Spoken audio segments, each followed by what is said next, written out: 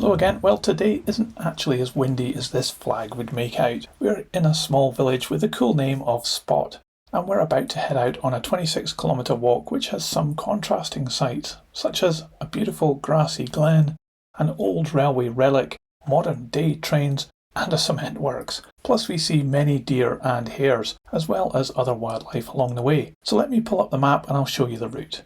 Here is the village of Spott, about 45 kilometres east of Edinburgh and 4 kilometres south of Dunbar. We'll head out southwest along High Road and quickly past the Witch's Stone. I'll tell you about that when we get there. We'll follow the road for a while before turning off just before a ford across the Garey Burn. We'll follow a path beside the burn for a while before taking a detour up and over the steep hill. We did this to avoid disturbing some cows with their calves, but you don't need to take this detour if the field is clear though. Then it's onto a farm track that meanders around some fields and becomes a bit overgrown at times before becoming more defined as we descend down to Woodhall Dean Wildlife Reserve. It's here that we cross the dry burn, which isn't dry at all, at another ford here.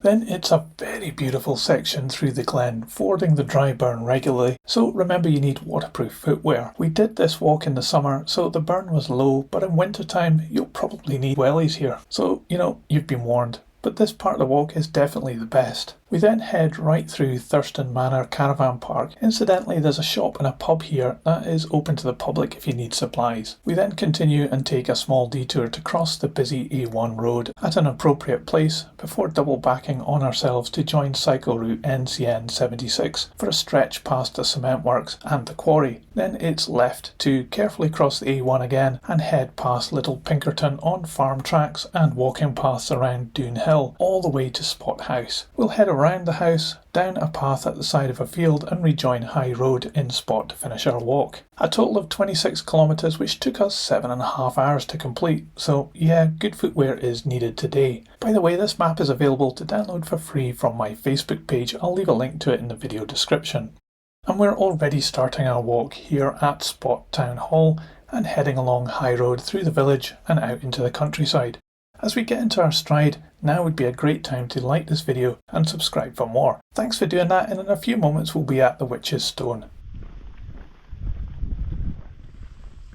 And here it is. Okay, it doesn't look like much, but this stone is a kind of informal memorial to the witches who were executed in this area, particularly during the Great Scottish Witch Hunt of 1650. It's likely to be a boundary marker stone, but it may mark the spot where witches were burned or executed. We're not totally sure, but the stone does remind us of a brutal time in Scots history.